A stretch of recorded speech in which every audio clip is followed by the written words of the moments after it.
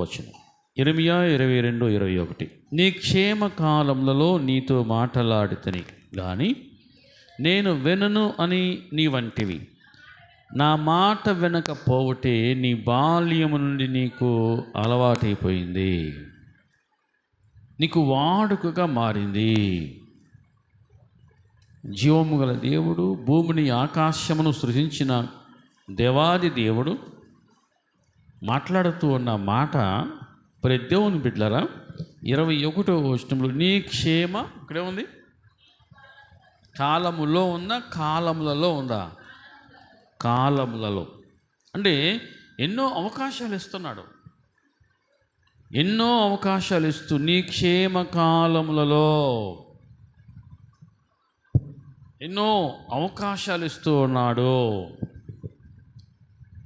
క్షమిస్తూ ఉన్నాడు. అవకాశం ఇస్తున్నాడు అంటే అర్థం తెలుసా? నిన్ను క్షమిస్తున్నాడు.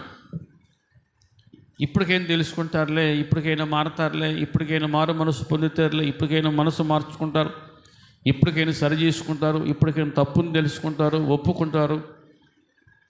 దేవుని బిడ్డలారా, అవకాశం ఇస్తూ క్షమిస్తున్నాడు. అవకాశం ఇస్తున్నాడు అంటే అర్థం ఏంటి? నిన్ను క్షమిస్తున్నాడు. దేవుని బిడ్డలారా, నేను నీతో మాట్లాడితిని. ఎప్పుడు మాట్లాడాడు? క్షేమకాలంలో. దేవుడు నీతో మాట్లాడినప్పుడు నువ్వు వింటే నీకు అదృష్టం. దేవుడు నీతో మాట్లాడినప్పుడు నీవు లోబడితే నీకు అదృష్టం. దేవుని బిడ్డ చాలా జాగ్రత్తగా ఉండండి. దేవుడు నీతో మాట్లాడితే నీకు అదృష్టం, నీకు ధన్యత. అది దేవుడు నీతో మాట్లాడితే నీ పట్ల ఆయన కృప చూపించినట్లే. కానీ ఒక టైం వస్తుంది, ఏంటి తెలుసా? నీవు ఆయనతో మాట్లాడే టైం వస్తుంది. ఆయన నీతో మాట్లాడే టైం వేరు, నీవు ఆయనతో మాట్లాడే టైం వేరు. అర్థమైంది అనుకుంటున్నా మీకు. దేవుని బిడ్డలారా, నీ క్షేమకాలంలో నీతో మాట్లాడితేనే కానీ నేను వినను అని నువ్వు అంటావు. మరి ఎప్పుడంటాడు ఈ మనిషి?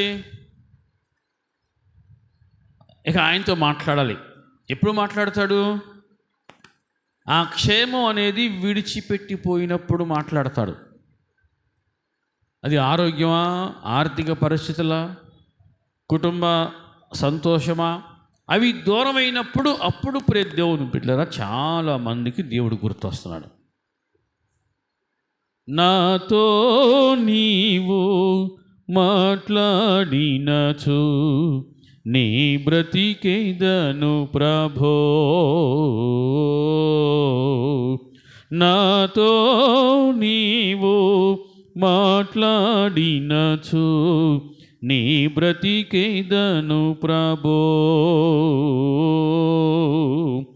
నా ప్రియుడా, నా హితుడా, నా ప్రాణనాథుడా, నా హితుడా, నా ప్రాణనాథుడా, నా హితుడా,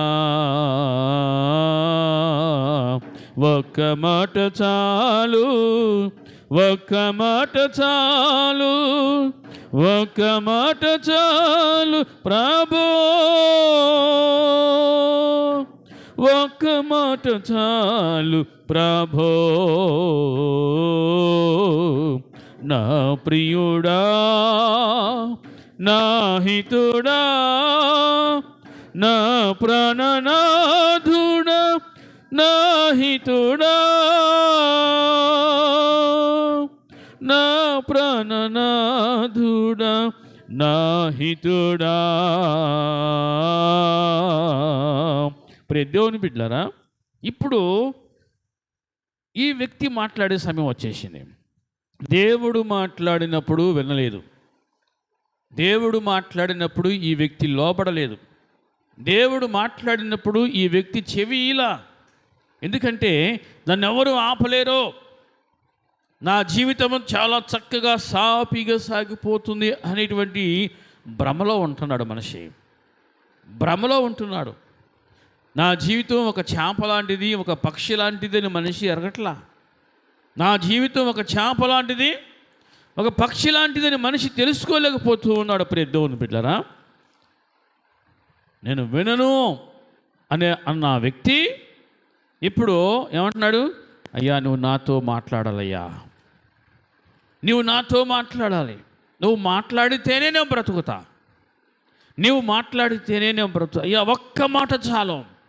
ప్రియ దేవుని బిడ్డలారా, దేవుడు నీకు అవకాశం ఇచ్చినప్పుడు, దేవుడు నీకు ఆధిక్యతనిచ్చినప్పుడు, ఆ అవకాశాన్ని ఎవరైతే సద్వినియోగం చేసుకుంటారో వారు ధన్యులు అవుతారు, వారు అదృష్టవంతులు అవుతారు. పరిస్థితి ఎప్పుడు కూడా ఒకే విధంగా ఉండదు. పరిస్థితులు తలక్రిందులు అవుతాయి, తలకిందులు అవ్వని ఎప్పుడు కూడా బైబిల్ చెప్పట్లా. బళ్ళు ఓళ్ళు అవుతాయి, ఓడలు బళ్ళు అవుతాయి. ప్రియ దేవుని బిడ్డలారా, చాలా దుర్భరమైన పరిస్థితి వచ్చినప్పుడు, దయనీయముగా మంచాలు పడినప్పుడు, అప్పుడు ఆ మాట విలువ ఏంటో తెలుస్తుంది ఆ మనిషికి. దేవుని వాక్యం విలువ ఏంటో మనిషికి తెలుస్తూ ఉంది. దేవుడు మాట్లాడితే ఎంత ఆనందమో, ఎంత ఆరోగ్యమో అప్పుడు తెలుస్తుంది. అంటే ఆ సమయం వచ్చే వరకు కూడా చాలామందికి చెప్పండి ఆ విలువ తెలియట్లా, ఆయన విలువ తెలియట్లా. ప్రియ దేవుని బిడ్డలారా, అంత దాకా తెచ్చుకోవద్దు, అంత దాకా వండొద్దు అంటున్నాడు దేవుడు. అటువంటి దిగజారిపోయేటువంటి సమయం వచ్చే వరకు వేచి ఉండొద్దు అంటాడు దేవుడు. ప్రియ దేవుని బిడ్డలారా, చివరికి ఒక్క మాట కోసమో ఇప్పుడు ఎదురు చూసేటువంటి పరిస్థితి వచ్చేస్తూ ఉంది జీవితం. ప్రియ దేవుని బిడ్డలారా, 3 నెలల ముచ్చట. ఈరోజు రాజులు రేపు దాసులు అవుతారు, ఈరోజు ఉన్న దాసులు రేపు రాసులు అవుతారు. ఎప్పుడూ ఒకేలాగా ఉండదు జీవితం, ఎప్పుడూ ఒకేలాగా ఉండదు. దేవుని చేత ఎవరైతే హెచ్చించబడతారో, హెచ్చించబడిన వారు ధన్యులు అవుతారు, వారు ధన్యులగుదురుగాక. ఇక దేవుని వలన తగ్గించబడితే దానికి వారు ఎవరు కూడా అటువంటి వారిని బాగు చేయలేరు. దేవుని వలన తగ్గించబడితే, ఎవరైనా దేవుని చేత తగ్గించబడితే ఆ వ్యక్తినికి ఎవరు కూడా పైకి లేపలేరో. లేపాలని ప్రయత్నం చేసేవారు కూడా వారి వల్ల కాక సైడ్కి పోతారో. అర్థమవుతుంది అన్న వాళ్ళు చెప్పండి హల్లెలూయా. కాబట్టి నువ్వు ఎప్పుడైనా సరే హెచ్చించబడాలి అని నువ్వు కోరుకుంటే ఖచ్చితంగా నీవు దేవుని సన్నిధిలో తగ్గించుకో, ఆయన పిలుపుకు లోబడు. నీకు అంతా బాగున్నప్పుడే నువ్వు లోబడితే, అంతా బాగున్నప్పుడే ఆయన మాటకు నువ్వు విలువను, గౌరవాన్నిస్తే నీ జీవితం ధన్యం. ప్రియ దేవుని బిడ్డలారా, సామెతల గ్రంథంలో ఒక మాట చూస్తూ ఉన్నాం. 1వ అధ్యాయంలో 24వ వచనంలో ఇక్కడ ఉంది, నేను పిలువగా మీరు వినకపోతిరి. చాలా జాగ్రత్తగా రండి. మనిషి చాలా వేగంగా ఉన్నాడు, చాలా స్పీడ్లో ఉన్నాడు. ఎంత గట్టిగా కేక వేసినా వినిపించుకోలేనంత వేగంగా మనిషి ఉన్నాడు ఈనాడు. ఎంత గట్టిగా కేక వేసినా వినిపించుకోలేనంత వేగంగా మనిషి పరిగెడతా ఉన్నాడు. ప్రియ దేవుని బిడ్డ, మనిషి ఎంత వేగంగా జీవితంలో పరిగెడుతున్నాడో దేవుడు అంత వేగంగా వారితో పాటు వస్తున్నాడు. ఎక్కడ పడిపోతారో, ఎక్కడ దెబ్బతింటారో పడిపోతారని ఆయన ప్రేమ మనల్ని ఎప్పుడూ వెంటాడుతూనే ఉంది. మనం ఆయన్ని విడిచిపెట్టినా ఆయన ప్రేమ మనల్ని వెంటాడుతూనే ఉంది. దేవుడి నామానికి మహిమ కలుగునుగాక. మనం అనేక సార్లు ఆయన విడిచిపెడుతున్నాం. మనం ఆయన్ని విడిచిపెట్టినా సరే ఆయన ప్రేమ మనల్ని వెంటాడుతూనే ఉంది, వెంబడిస్తూనే ఉంది. విడువక, ఎడబాయక నిత్యము ఆయన మనతోనే వస్తూ ఉన్నాడు. దేవుడి నామానికి మహిమ కలుగునుగాక. కానీ ఈనాడు చాలామంది ఎలా ఉన్నారంటే, ఆయన పిలిచినప్పుడు మాకు టైం లేదు, మాకు కుదరదు, మేము అట్లాగే వెళ్తున్నాం, ఇట్లాగే వెళ్తున్నాం, అట్లా చేయాలి, ఇట్లా చేయాలి, కాబట్టి మాకు కుదరలేదు. ఏవో అనేక రకాల సాకులు వెతుకుతూ ఉన్నారు. ఇక్కడ ఆయన అంటున్నాడు 24వ వచనం, నేను పిలువగా మీరు వినకపోతిరి, నా చేయి చాపగా ఎవరినో లక్ష్య పెట్టకపోయిరి. ప్రియ దేవుని బిడ్డరా, దేవుడు ఏ ఒక్కరిని కూడా దేవుడు నిర్లక్ష్య పెట్టేవాడు కాదు. ఏ ఒక్కరిని కూడా దేవుడు విడిచిపెట్టేవాడు కాదు. ఏ ఒక్కరిని కూడా దేవుడు త్రోసివేసేవాడు కానే కాదు. ఎవరైనా సరే ప్రతి ఒక్కరిని కూడా ఆయన చేయి చాపి పిలుస్తూ ఉన్నాడు. ఆయన చేయి చాపి పిలుస్తూ ఉన్నాడు. యెషయా గ్రంథంలో 65వ అధ్యాయంలో ప్రియ దేవుని బిడ్డలారా 2వ వచనంలో ఈ మాట ఉంది. 65వ అధ్యాయం 2వ వచనం, తమ ఆలోచనలు అనుసరించి చెడు మార్గమున నడుచుకొనుచు లోబడనొల్లని ప్రజల వైపు దినమంతయు నా చేతులు చాపుచున్నాను.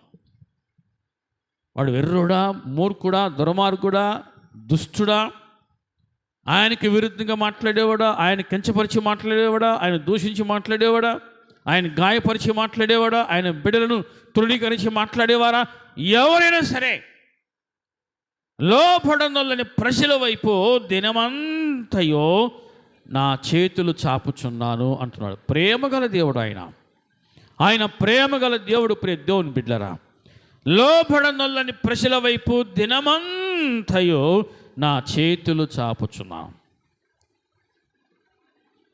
ఏదైనా చెయ్యి చాపగానే కదా, చాలామందికి పండు దొరికితే పండు విలువ తెలియదు. వెంటనే పండు మనం పట్టుకోగానే దొరికిందనుకో దాని విలువ తెలియదు. అది అందకపోతే దేవుడు మనకి అందే అంత సమీపంగా వచ్చినా సరే మనము ఆయనను పట్టుకోలేకపోతున్నాం, మనము ఆయనని వెంబడించలేకపోతూ ఉన్నాం. ప్రియ దేవుని బిడ్డలారా, ఆయన విలువ చాలామందికి తెలియట్లా. ఆయన ఎంత ప్రేమ గలవాడో, ఆయన విలువ ఏమిటో చాలామందికి అర్థం కావట్లా. నా చేయి చాపక, ఎవరి కోసం ఆయన చేయి చాపాడు?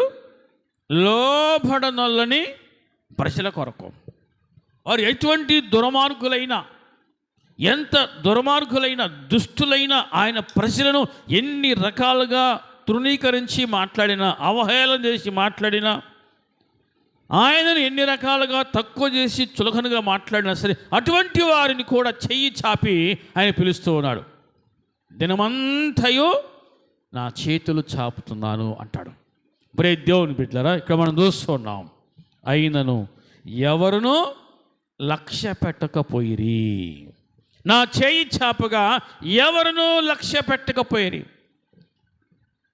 ఆయన మనకు సమీపంగా వచ్చాడు కాబట్టి ఆయన విలువ మనకు తెలియట్లా.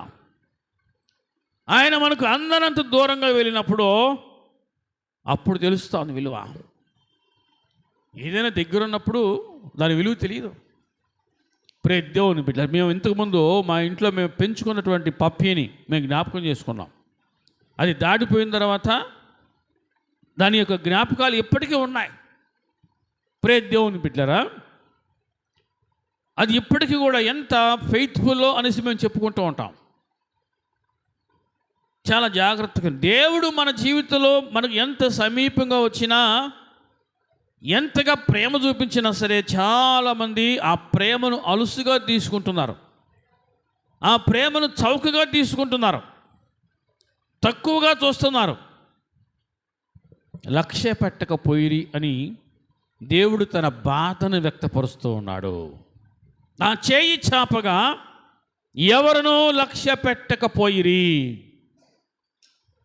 భక్తుడు యోబు ఒక చక్కటి మాట మాట్లాడుతూ, ప్రియ దేవుని బిడ్డలారా, ఆయనకున్నటువంటి అనుభవాల్లో ప్రియ దేవుని బిడ్డలు కొన్ని మాటలు మనం జ్ఞాపకం చేసుకుందాం. 9వ అధ్యాయంలో 11వ వచనం, ఇదిగో ఆయన నా సమీపమున గడిచిపోవచ్చున్నాడు కానీ నేను ఆయనను కనుగొనలేదు. నా సమీపంగా వచ్చినా సరే నేను ఆయనను తెలుసుకోలేకపోతున్నాను. ఈనాడు చాలామందిలో ఈ రోగం ఉంది, దగ్గరికి వచ్చిన చూడని రోగం, కేక వేస్తున్నా సరే వినబడిన రోగం. చాలామందిలో ఈ రోగాలు వెంటాడుతూ ఉన్నాయి. ఇదిగో ఆయన నా సమీపమున ఏముంది, గడచిపోవచ్చున్నాడు కానీ నేను ఆయనను కనుగొనలేదు. ఏమర్థమైంది మీకు? అంటే దేవుడు ఎంత ప్రేమ గలవాడు. ఆయన సమీపంగా వచ్చినా సరే, ఆయన ప్రేమగా కేక వేస్తూ ఉన్నా, మాట్లాడుతున్నా సరే ఎవరు కూడా లక్ష్య పెట్టకుండా పెడచెవిని పెడుతున్నారు, పెడచెవిని పెడుతున్నారు. ప్రియ దేవుని బిడ్డలారా, సామెతలు 1వ అధ్యాయం మనం చూస్తున్న 24వ వచనం, నా చేయి చాపగా ఎవరునూ లక్ష్య పెట్టకపోయిరి, నేను చెప్పిన బోధ ఏమియో మీరు వినక అంటే ఒక్క మాట కూడా మీరు వినకుండా ఉన్నారో. నేను ఎంతసేపు మీకు బోధించినా ఒక్క మాట కూడా మీరు వినక ఏం చేశారంట? త్రోసివేసితిరి.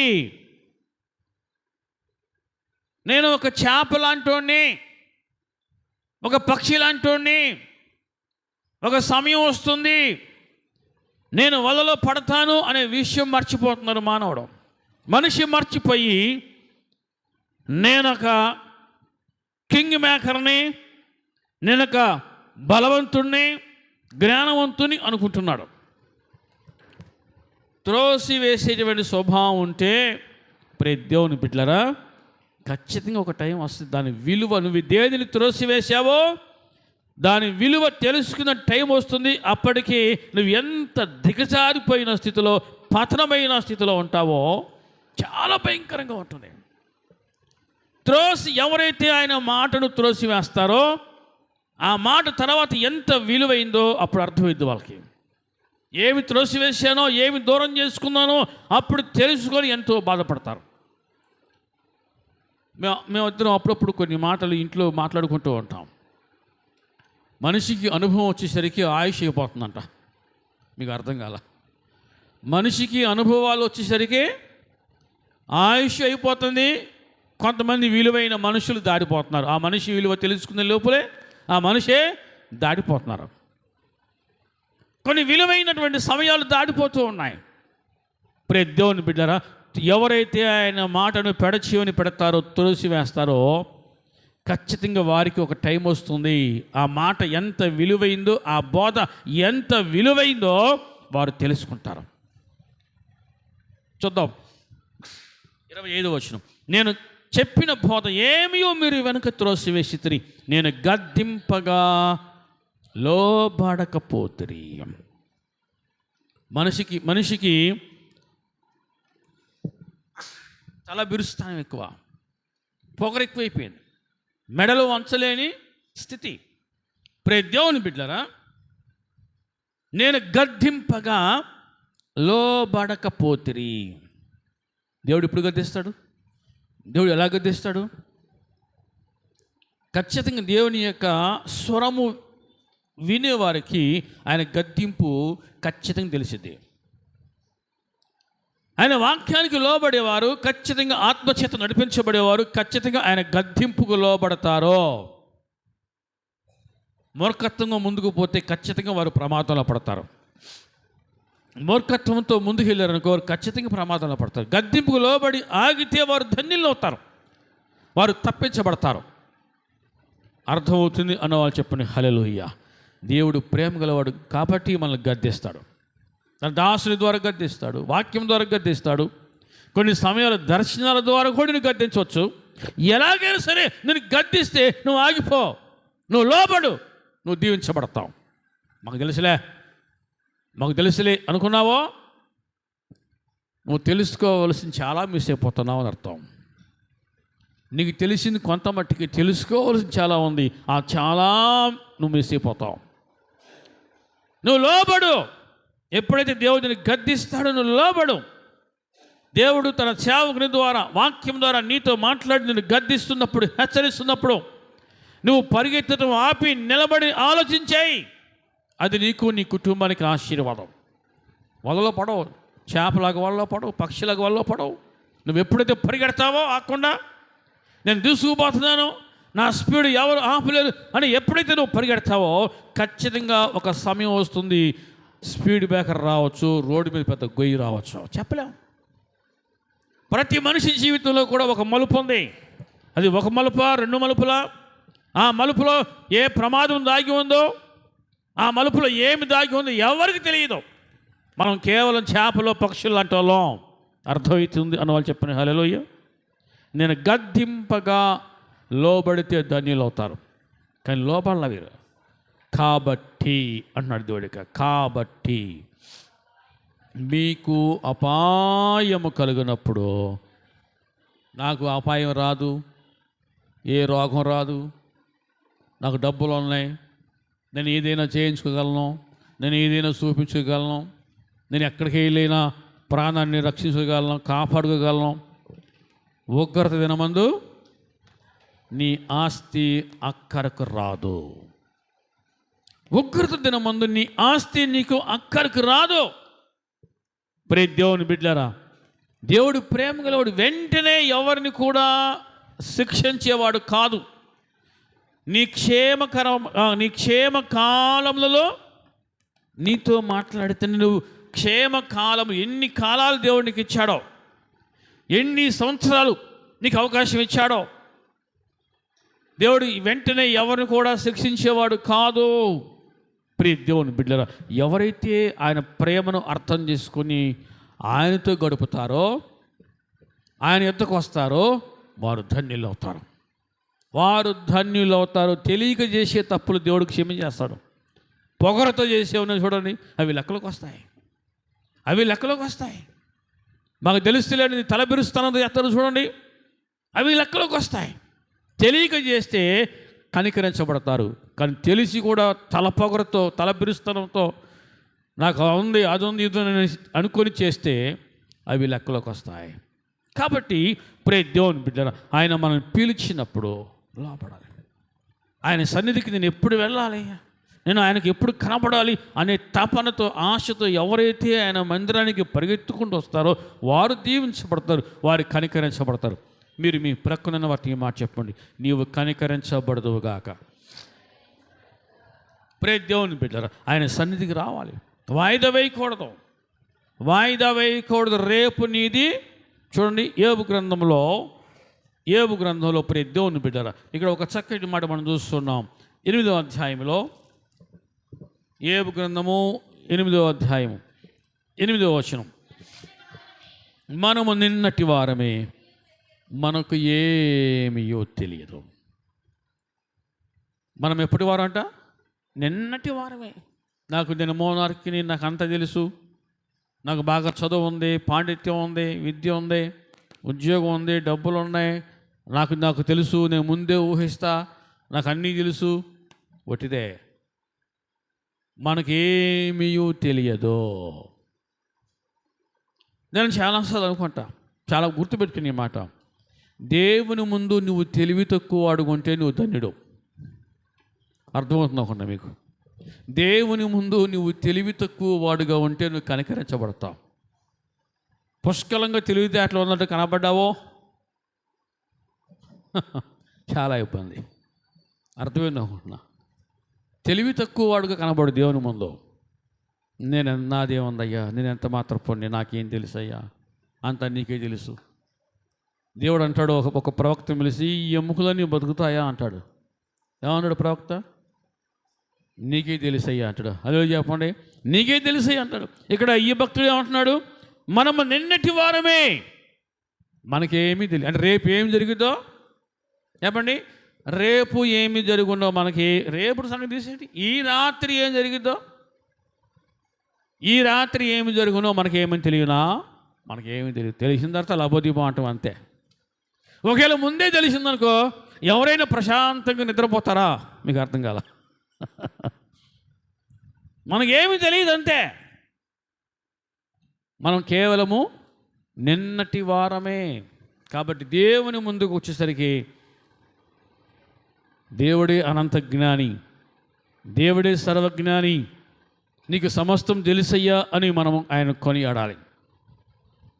నాకు అన్నీ తెలుసు అని దేవుడి ముందు నువ్వు ప్రదర్శించావో, తెలివితేటలు చూపించావో, నీకేం తెలుసురా అంటాడంతే.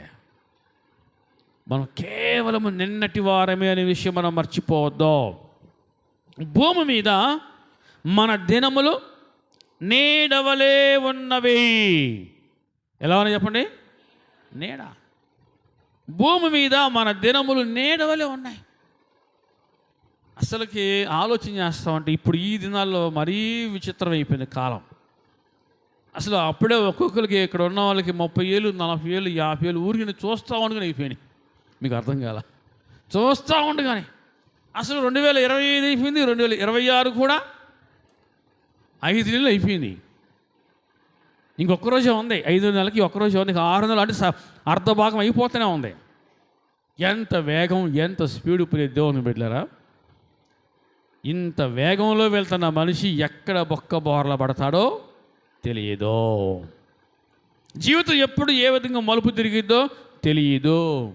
ఎప్పుడు బొక్క బార్ల పడతాడో తెలియదు. అర్థమవుతుంది అన్న వాళ్ళు చెప్పండి హల్లెలూయా. ఈ సంవత్సరం అంతా నాకు హ్యాపీగా ఉంటుందని గ్యారంటీ ఎవరికి లేదు. ఆమేన్.